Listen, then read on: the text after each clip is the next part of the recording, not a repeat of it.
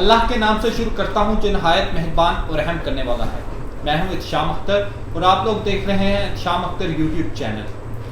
آج ہم کسی کا انٹرویو تو نہیں لیکن ایک چھوٹی سی بات چیت کریں گے ایجوکیشن کے حوالے سے۔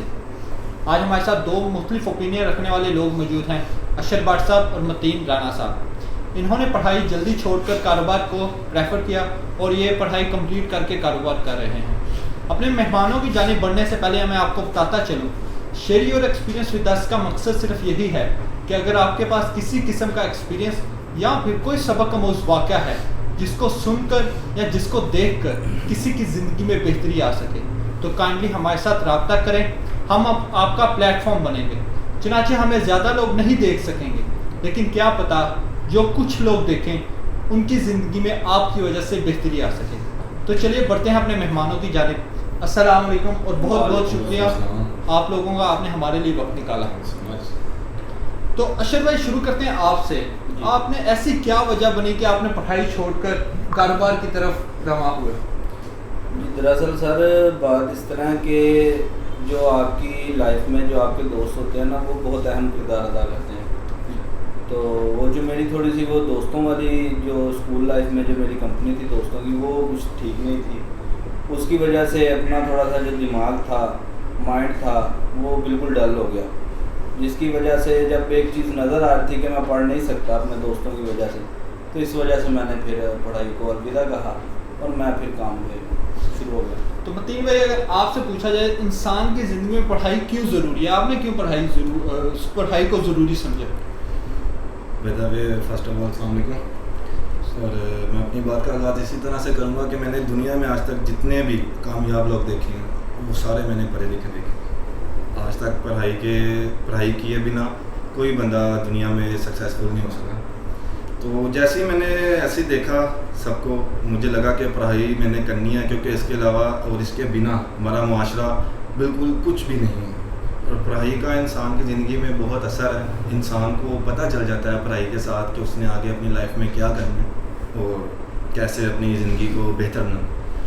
تو اشر بھائی آپ کی زندگی میں کبھی آپ کو احساس ہوا ہو کہ نہیں یار کاش مجھے پڑھائی کر لینی چاہیے؟ جی پڑھائی تو پھر آپ کو پتہ ہے ضروری تو ہے، احساس ابھی بھی ہوتا ہے چاہے سب کچھ اچیو کر لیا، لیکن اس کے بعد جو پڑھائی جو ہے وہ بہت ضروری ہے۔ جیسے متین بھائی نے بتایا کہ انسان کو پتہ چل جاتا ہے کہ آگے لائف میں اس نے کیا کرنا ہے، اس کا ایک گول بن جاتا ہے پڑھتے پڑھتے کہ اس نے آگے اپنی لائف میں کیا کرنا ہے، لیکن ہمارا جو ہے اب ہم صرف کام کر رہے ہیں، ہمارا کوئی گول نہیں ہے، ٹھیک ہے۔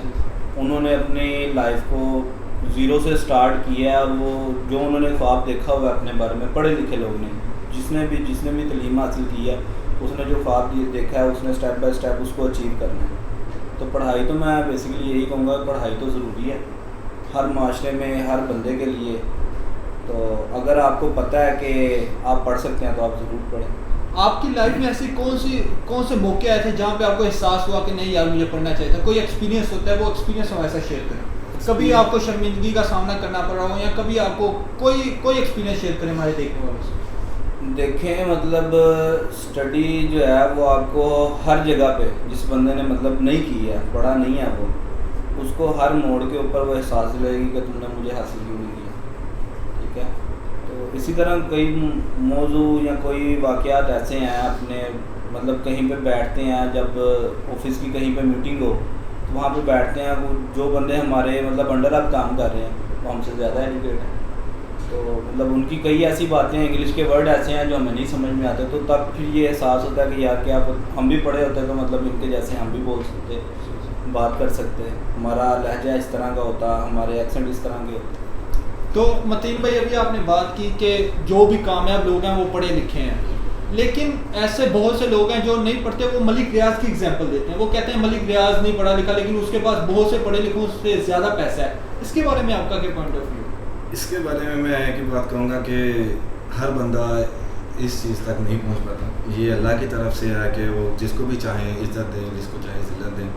اس کا مطلب یہ نہیں ہے کہ اگر ملک ریاض ان پڑھ ہے اور وہ اتنا اوپر چلے گیا تو ہر بندہ اپنی پڑھائی چھوڑ دے اور وہ اوپر جانے کی ٹرائی کرے۔ یہ کچھ ایسے لمحات زندگی میں آ جاتے ہیں، بندے کو ایسی اپرچونیٹیز مل جاتی ہیں کہ وہ ان کو گین کر لیتا ہے اور صحیح ٹائم پہ کر لیتا ہے۔ پہلی بات جو ٹائم ہے، اگر ایک بندہ چاہے ان پڑھ ہے وہ پڑھا لکھا ہے، اگر تو وہ اپنی اپرچونیٹیز کو ٹائم پہ اویئر کرے گا نا تو وہ اوپر چلا جائے گا، یہ سیدھی بات ہے. اور دوسری بات یہ ہے کہ جہاں تک ملک ریاض کی بات ہے، اب ہر بندہ ملک ریاض تھوڑی ہے، وہ بندہ ویلا بیٹھا رہے ہو کہ میں ملک ریاض بن جاؤں، تو ایسی بات نہیں ہو سکتی.